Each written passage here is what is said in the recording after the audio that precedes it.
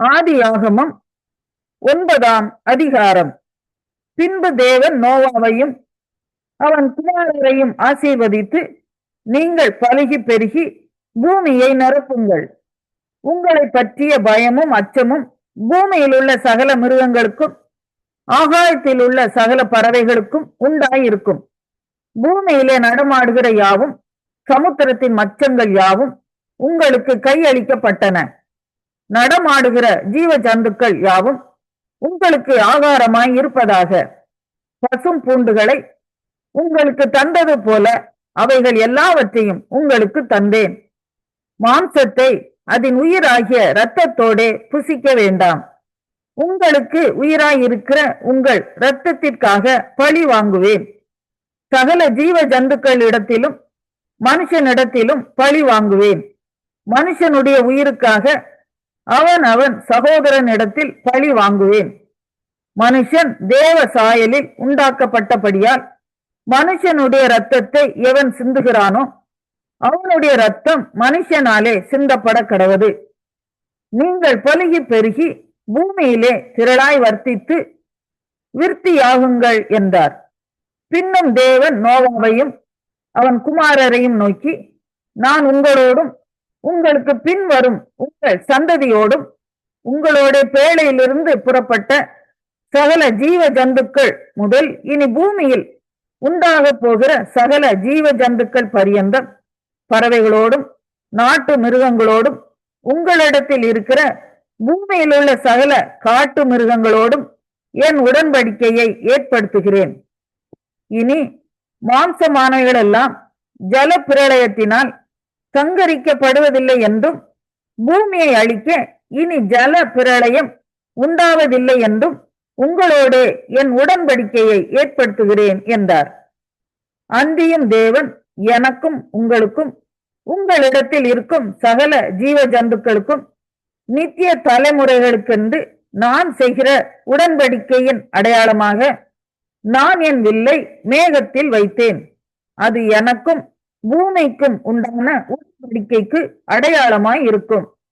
நான் பூமிக்கு மேலாய் மேகத்தை வருவிக்கும் போது அந்த வில் மேகத்தில் தோன்றும்.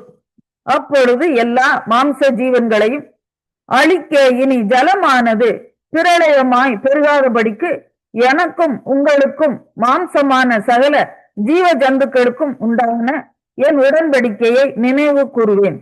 அந்த வில் மேகத்தில் தோன்றும் போது தேவனுக்கும் பூமி மேலுள்ள சகலவித மாம்ச ஜீவன்களுக்கும் உண்டான நித்திய உடன்படிக்கையை நான் நினைவு கூறும்படிக்கு அதை நோக்கி பார்ப்பேன். இது எனக்கும் பூமியின் மேலுள்ள மாம்சமான யாவுக்கும் நான் ஏற்படுத்தின உடன்படிக்கையின் அடையாளம் என்று சொன்னார். பேழையிலிருந்து புறப்பட்ட நோவாவின் குமாரர் சேம், காம், யாப்பேத் என்பவர்களே. காம் கானானுக்கு தகப்பன். இம்மூவரும் நோவாவின் குமாரர். இவர்களாலே பூமி எங்கும் ஜனங்கள் பரந்தினார்கள். நோவா பயிரிடுகிறவனாகி திராட்சை தோட்டத்தை நாட்டினான். அவன் திராட்சை ரசத்தை குடித்து வெறி கொண்டு தன் கூடாரத்தில் வஸ்திரம் விலகி படுத்திருந்தான். அப்பொழுது கானானுக்கு தகப்பனாகிய காம் தன் தகப்பனுடைய நிர்வாணத்தை கண்டு வெளியில் இருந்த தன் சகோதரர் இருவருக்கும் அறிவித்தான். அப்பொழுது சேமும் யாப்பேத்தும் ஒரு வஸ்திரத்தை எடுத்து தங்கள் இருவருடைய தோள் மேலும் போட்டுக்கொண்டு பின்னிட்டு வந்து தங்கள் தகப்பனுடைய நிர்வாணத்தை மூடினார்கள்.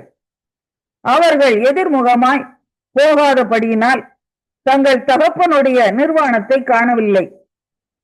நோவா திராட்சை ரசத்தின் வெறி தெளிந்து விழித்தபோது தன் இளைய குமாரன் தனக்கு செய்ததை அறிந்து, கானான் சபிக்கப்பட்டவன், தன் சகோதரரிடத்தில் அடிமைகளுக்கு அடிமையாய் இருப்பான் என்றான். சேமுடைய தேவனாகிய கர்த்தருக்கு ஸ்தோத்திரம் உண்டாவதாக. கானான் அவனுக்கு அடிமையாய் இருப்பான். யாப்பேத்தை தேவன் விருத்தியாக்குவார். அவன் சேமுடைய கூடாரங்களில் குடியிருப்பான். கானான் அவனுக்கு அடிமையாய் இருப்பான் என்றான். ஜல பிரளயத்துக்கு பின்பு நோவா 350 வருஷம் உயிரோடு இருந்தான். நோவாவின் நாட்கள் எல்லாம் 950 வருஷம். ஆதியாகமம் 10ஆம் அதிகாரம். நோவாவின் குமாரராகிய சேம், காம், யாப்பேத் என்பவர்களின் வம்ச வரலாறு. ஜல பிரளயத்துக்கு பின்பு அவர்களுக்கு குமாரர் பிறந்தார்கள். யாப்பேத்தின் குமாரர் கோமர், மாகோகு, மாதாய், யாவான், தூபால், மேசேக்கு, தீராஸ் என்பவர்கள். கோமரின் குமாரர் அஸ்கினாஸ், ரீபாத்து, தொகர்மா என்பவர்கள். யாவானின் குமாரர் எலிசா, தர்ஷீஸ், கித்தீம், தொதானிம் என்பவர்கள். இவர்களால் ஜாதிகளுடைய தீவுகள் அவன் பாஷையின் படியேயும் அவரவர்கள் கோத்திரத்தின் படியேயும் ஜாதியின் படியேயும் வேறு வேறு தேசங்களாய் பகுக்கப்பட்டன. காமுடைய குமாரர் கூஷ், மிஸ்ராயிம், கானான் என்பவர்கள். கூஷுடைய குமாரர் சேபா, ஆவிலா, சப்தா, ராமா, சப்திகா என்பவர்கள். ராமாவின் குமாரர் சேபா, திதான் என்பவர்கள். கூஷ் நிம்ரோதை பெற்றான். இவன் பூமியிலே பராக்கிரமசாலி ஆனான். இவன் கர்த்தருக்கு முன்பாக பலத்த வேட்டைக்காரனாய் இருந்தான். ஆகையால் கர்த்தருக்கு முன்பாக பலத்த வேட்டைக்காரனான நிம்ரோதை போல என்னும் சொல் உண்டாயிற்று. சினேய தேசத்தில் உள்ள பாபேல், ஏரேக், அக்காத், கல்னே என்னும் இடங்கள் அவன் ஆண்ட ராஜ்யத்திற்கு ஆதிஸ்தானங்கள். அந்தந்த தேசத்திலிருந்து அசூர் புறப்பட்டு போய் நினிவேயையும் ரெகோபோத் பட்டணத்தையும் காலாகையும் நினிவேக்கும் காலாகுக்கும் நடுவாக ரெசேனையும் கட்டினான். இது பெரிய பட்டணம். மிஸ்ராயின் லூதீமையும் அனாமீமையும் லெகாபீமையும் நப்தூகிமையும் பத்ருசீமையும் பெலிஸ்தரின் சந்ததிக்கு தலைவனாகிய கஸ்லூகிமையும் கப்தொரீமையும் பெற்றான். கானான் தன் மூத்த மகனாகிய சீதோனையும் கேத்தையும் எபூசியரையும் எமோரியரையும் கிர்காசியரையும் ஈவியரையும் அர்கீரியரையும் சீனியரையும் அர்வாதியரையும் சமாரியரையும் காமாத்தியரையும் பெற்றான். பின்பு கானானியரின் வம்சத்தார் எங்கும் பரவினார்கள். கானானியரின் எல்லை சீதோன் முதல் கேரார் வழியாய் காசா மட்டுக்கும், அது முதல் சோதோம், கொமோரா, அத்மா, செபோயிம் வழியாய் லாசா மட்டுக்கும் இருந்தது. இவர்கள் தங்கள் தேசங்களிலும் தங்கள் ஜாதிகளிலும் உள்ள தங்கள் வம்சங்களின் படியையும் தங்கள் பாஷைகளின் படியையும் காமுடைய சந்ததியார். சேமுக்கும் பிள்ளைகள் பிறந்தார்கள். அவன் ஏபேருடைய சந்ததியார் எல்லாருக்கும் தகப்பனும் மூத்தவனாகிய யாப்பேத்துக்கு தம்பியுமாய் இருந்தான். சேமுடைய குமாரர் ஏலாம், அசூர், அர்பக்சாத், லூத், ஆராம் என்பவர்கள். ஆராமுடைய குமாரர் ஊத், கூல், கேத்தேர், மாஸ் என்பவர்கள். அர்பக்சாத் சாலாவை பெற்றான். சாலா ஏபேரை பெற்றான். ஏபேருக்கு 2 குமாரர் பிறந்தார்கள். ஒருவனுக்கு பேலேகு என்று பேர், ஏனெனில் அவனுடைய நாட்களில் பூமி பகுக்கப்பட்டது. அவனுடைய சகோதரன் பேர் யொக்தான். யொக்தான் அல்மோதாதையும் சாலேப்பையும் அசர்மாவேத்தையும் ஏராகையும் அதோராமையும் ஊசாலையும் திக்லாவையும் ஓபாலையும் அபிமாவேலையும் தேபாவையும் ஒப்பீரையும் ஆவிலாவையும் யோபாபையும் பெற்றான். இவர்கள் அனைவரும் யொக்தானுடைய குமாரர். இவர்களுடைய குடியிருப்பு மேசாத்துவைக்கு கிழக்கேயுள்ள மலையாகிய செப்பாருக்கு போகிற வழி மட்டும் இருந்தது. இவர்களே தங்கள் தேசங்களிலும் தங்கள் ஜாதிகளிலும் உள்ள தங்கள் வம்சங்களின் படியையும் தங்கள் பாஷைகளின் படியையும் சேமுடைய சந்ததியார். தங்கள் ஜாதிகளில் உள்ள தங்களுடைய சந்ததிகளின் படியே நோவாவுடைய குமாரரின் வம்சங்கள் இவைகளே. ஜல பிரளயத்துக்கு பின்பு இவர்களால். 11ஆம் சங்கீதம். ராகு தலைவனுக்கு ஒப்புவிக்கப்பட்ட தாவீதின் சங்கீதம். நான் கர்த்தரை நம்பி இருக்கிறேன். ஆத்துமாவை நோக்கி, பட்சியைப் போல உன் மலைக்கு பறந்து போய் என்று சொல்லுகிறீர்கள். இதோ துன்மார்க்கர் வில்லை வளைத்து செம்மையான இருதயத்தார் மேல் அந்தகாரத்தில் எய்யும்படி தங்கள் அம்புகளை நாணிலே தொடுக்கிறார்கள். அஸ்திபாரங்களும் நிர்மூலமாகிறதே, நீதிமான் என்ன செய்வான்? கர்த்தர் தம்முடைய பரிசுத்த ஆலயத்தில் இருக்கிறார். கர்த்தருடைய சிங்காசனம் பரலோகத்தில் இருக்கிறது. அவருடைய கண்கள் மனுபுத்திரரை பார்க்கிறது. அவருடைய இமைகள் அவர்களை சோதித்தருகிறது. கர்த்தர் நீதிமானை சோதித்தருகிறார்.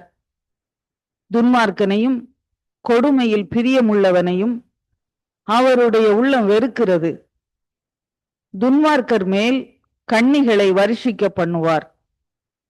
அக்கினியும் கந்தகமும் கடுங்கோடை கொந்தளிப்பும் அவர்கள் குடிக்கும் பாத்திரத்தின் பங்கு. கர்த்தர் நீதி உள்ளவர், நீதியின் மேல் பிரியப்படுவார். அவருடைய முகம். 12ஆம் சங்கீதம். செமினிட் என்னும் எண்ணரம்பு கிண்ணாரத்தில் வாசிக்க ராகு தலைவனுக்கு ஒப்புவிக்கப்பட்ட தாவீதின் சங்கீதம். இரட்சியும் கர்த்தாவே, பக்தியுள்ளவன் அற்று போகிறான். உண்மையுள்ளவர்கள் மனுபுத்திரரில் குறைந்திருக்கிறார்கள். அவரவர் தங்கள் தோழரோடே பொய் பேசுகிறார்கள். இச்சக உதடுகளால் இருமனதாய் பேசுகிறார்கள்.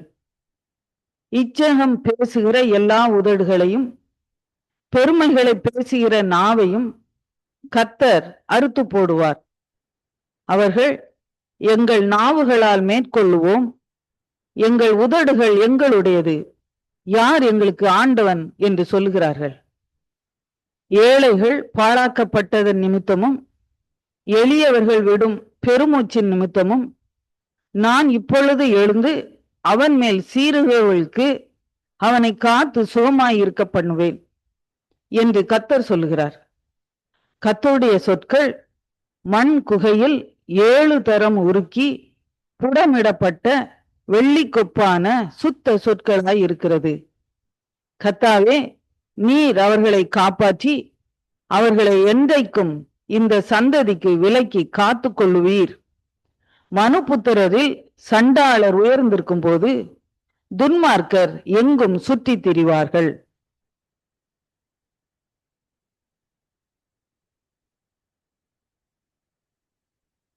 பதிமூன்றாம் சங்கீதம். ராகு தலைவனுக்கு ஒப்புவிக்கப்பட்ட தாவீதின் சங்கீதம். கர்த்தாவே, எதுவரைக்கும் என்னை மறந்திருப்பீர்? எதுவரைக்கும் உம்முடைய முகத்தை எனக்கு மறைப்பீர்? என் இருதயத்திலே சஞ்சலத்தை நித்தம் நித்தம் வைத்து எதுவரைக்கும் என் ஆத்துமாவிலே ஆலோசனை பண்ணி கொண்டிருப்பேன்? எதுவரைக்கும் என் சத்துரு என் மேல் தன்னை உயர்த்துவான்? என் தேவனாகிய கர்த்தாவே, நீர் நோக்கி பார்த்து எனக்கு செவி கொடுத்தருளும். நான் மரண நித்திரை அடையாதபடிக்கு என் கண்களை தெளிவாக்கும். அவனை மேற்கொண்டேன் என்று என் பகைஞன் சொல்லாதபடிக்கும், நான் தள்ளாடுகிறதுனால் என் சத்துருக்கள் களிகூறாத படிக்கும் இப்படி செய்தருளும். நான் உம்முடைய கிருபையின் மேல் நம்பிக்கையாய் இருக்கிறேன். உம்முடைய இரட்சிப்பினால் என் இருதயம் களிகூறும். கர்த்தர் எனக்கு நன்மை செய்தபடியால் அவரை பாடுவேன்.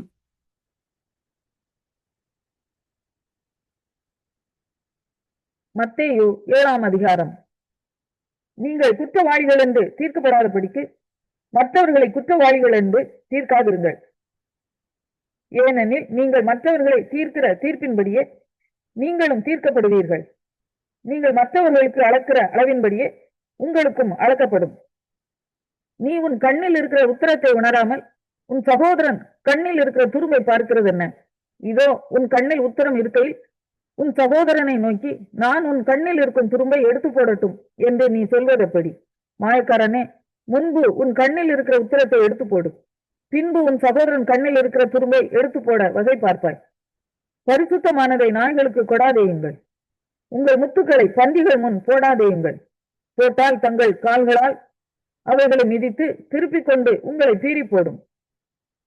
கேளுங்கள், அப்பொழுது உங்களுக்கு கொடுக்கப்படும். தேடுங்கள், அப்பொழுது கண்டடைவீர்கள். தட்டுங்கள், அப்பொழுது உங்களுக்கு திறக்கப்படும். ஏனென்றால் கேட்கிறவன் எவனும் பெற்றுக்கொள்கிறான், தேடுகிறவன் கண்டடைகிறான், தட்டுகிறவனுக்கு திறக்கப்படும். உங்களில் எந்த மனுஷனானாலும் தன்னிடத்தில் அப்பத்தை கேட்கிற தன் மகனுக்கு கல்லை கொடுப்பானா? மீனை கேட்டால் அவனுக்கு பாம்பை கொடுப்பானா? ஆகையால் பொல்லாதவர்களாகிய நீங்கள் உங்கள் பிள்ளைகளுக்கு நல்ல ஈவுகளை கொடுக்க அறிந்திருக்கும் போது பரலோகத்தில் இருக்கிற உங்கள் பிதா தம்மிடத்தில் வேண்டிக் கொள்கிறவர்களுக்கு நன்மையானவைகளை கொடுப்பது அதிக நிச்சயம் அல்லவா? ஆதலால் மனுஷர் உங்களுக்கு எவைகளை செய்ய விரும்புகிறீர்களோ அவைகளை நீங்களும் அவர்களுக்கு செய்யுங்கள். இதுவே நியாயப்பிரமாணமும் தீர்க்க தரிசனங்களுமாம். இடுக்கமான வாசல் வழியாய் உட்பிரவேசியுங்கள். கேட்டுக்கு போகிற வாசல் விரிவும் வழி விசாலமுமாய் இருக்கிறது, அதன் வழியாய் பிரவேசிக்கிறவர்கள் அநேகர். ஜீவனுக்கு போகிற வாசல் இடுக்கமும் வழி நெருக்கமுமாய் இருக்கிறது, அதை கண்டுபிடிக்கிறவர்கள் சிலர். கள்ள தீர்க்கதரிசிகளுக்கு எச்சரிக்கையாய் இருங்கள். அவர்கள் ஆட்டுத்தோலை போர்த்து கொண்டு உங்களிடத்தில் வருவார்கள், உள்ளத்திலோ அவர்கள் பட்சிக்கிற ஓநாய்கள். அவர்களுடைய கனிகளினாலே அவர்களை அறிவீர்கள். முட்செடிகளில் திராட்சை பழங்களையும் முட்பூண்டுகளில் அத்திப்பழங்களையும் பறிக்கிறார்களா? அப்படியே நல்ல மரமெல்லாம் நல்ல கனிகளை கொடுக்கும், கெட்ட மரமோ கெட்ட கனிகளை கொடுக்கும். நல்ல மரம் கெட்ட கனிகளை கொடுக்க மாட்டாது, கெட்ட மரம் நல்ல கனிகளை கொடுக்க மாட்டாது. நல்ல கனி கொடாத மரமெல்லாம் வெட்டுண்டு அக்கினியிலே போடப்படும். ஆதலால் அவர்களுடைய கனிகளினாலே அவர்களை அறிவீர்கள். பரலோகத்தில் இருக்கிற என் பிதாவின் சித்தத்தின்படி செய்கிறவனே பரலோக ராஜ்யத்தில் பிரவேசிப்பானே அல்லாமல் என்னை நோக்கி கர்த்தாவே கர்த்தாவே என்று சொல்லுகிறவன் அதில் பிரவேசிப்பதில்லை. அந்நாளில் அநேகர் என்னை நோக்கி கர்த்தாவே கர்த்தாவே, உமது நாமத்தினாலே தீர்க்க தரிசனம் உரைத்தோம் அல்லவா? உமது நாமத்தினாலே பிசாசுகளை துரத்தினோம் அல்லவா? உமது நாமத்தினாலே அநேக அற்புதங்களை செய்தோம் அல்லவா என்பார்கள். அப்பொழுது நான் ஒரு காலம் உங்களை அறியவில்லை, அக்கிரம செய்கைக்காரரே, என்னை விட்டு அகன்று போங்கள் என்று அவர்களுக்கு சொல்லுவேன். ஆகையால் நான் சொல்லிய இந்த வார்த்தைகளை கேட்டு இவைகளின்படி செய்கிறவன் எவனோ அவனை கண்மலையின் மேல் தன் வீட்டை கட்டின புத்தியுள்ள மனுஷனுக்கு ஒப்பிடுவேன். பெருமழை சொரிந்து பெருவெள்ளம் வந்து காற்று அடித்து அந்த வீட்டின் மேல் மோதியும் அது விழவில்லை, ஏனென்றால் அது கண்மலையின் மேல் அஸ்திபாரம் போடப்பட்டிருந்தது. நான் சொல்லிய இந்த வார்த்தைகளை கேட்டு இவைகளின்படி செய்யாதிருக்கிறவன் எவனும் அவன் தன் வீட்டை மணலின் மேல் கட்டின புத்தி இல்லாத மனுஷனுக்கு ஒப்பிடப்படுவான். பெருமழை சொரிந்து பெருவெள்ளம் வந்து காற்று அடித்து அந்த வீட்டின் மேல் மோதின போது அது விழுந்தது, விழுந்து முழுவதும் அழிந்தது என்றார். இயேசு இந்த வார்த்தைகளை சொல்லி முடித்த போது அவர் வேத பாரகரை போல் தெரியாமல் அதிகாரம் உடையவராய் அவர்களுக்கு போதித்தபடியால் ஜனங்கள் அவருடைய போதகத்தை குறித்து ஆச்சரியப்பட்டார்கள்.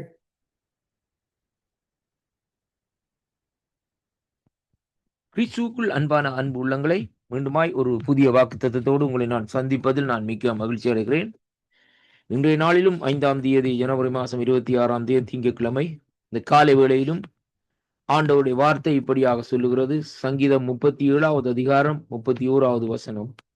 அவனுடைய தேவன் அருளிய வேதம் அவன் இருதயத்திலே இருக்கிறது, அவன் நடைகளிலே ஒன்றும் பிசகுவது இல்லை என்று கர்த்தருடைய வார்த்தை இந்த நாட்களிலே நமக்கு சொல்லுகிறதை பார்க்கிறோம். அன்பு பிள்ளைகளே, இன்றைய நாளிலும் கர்த்தராகிய தேவன் அருளின அந்த வேதம் இந்த நாட்களிலே நம்முடைய இருதயத்திலே இந்த நாட்களிலே இருக்குமா இருந்தால் நம்முடைய நடைகள் இந்த நாட்களிலே பிசகுவதற்கு சாத்தியக்கூறு இல்லை என்பதைத்தான் இந்த வார்த்தை ஊடாக இந்த சங்கீதக்காரன் இப்படியாக எழுதி வைத்திருக்கிறதை இங்கே காண்கிறோம். அருமை பிள்ளைகளே, கர்த்தருடைய வேதத்தின்படி நாங்கள் நடக்கிற வேளையிலே அந்த வேதம் இந்த நாட்களிலே நம்முடைய இருதயத்திலே இந்த நாட்களிலே இருக்குமா இருந்தால் நம்முடைய நடைகளிலே நாங்கள் விசகி போகாதபடி நாங்கள் ஆண்டவரையே நோக்கி இந்த நாட்களிலே கல்வாரியை நோக்கி இந்த நாட்களிலே நடந்து கொண்டிருக்கிறவர்களாய் இந்த நாட்களிலே இருப்போம். அதைத்தான் இந்த வார்த்தை இந்த நாட்களிலே நமக்கு கற்றுத் தருகிறதை பார்க்கிறோம். இன்றைக்கு அநேகர் ஆண்டவரை அறிந்தும் அவருடைய வேதம் அங்கே தேவன் அருளிய அந்த வேத வார்த்தைகள் நம்முடைய இருதயத்திலே இந்த நாட்களிலே பதித்து வைப்பதில்லை.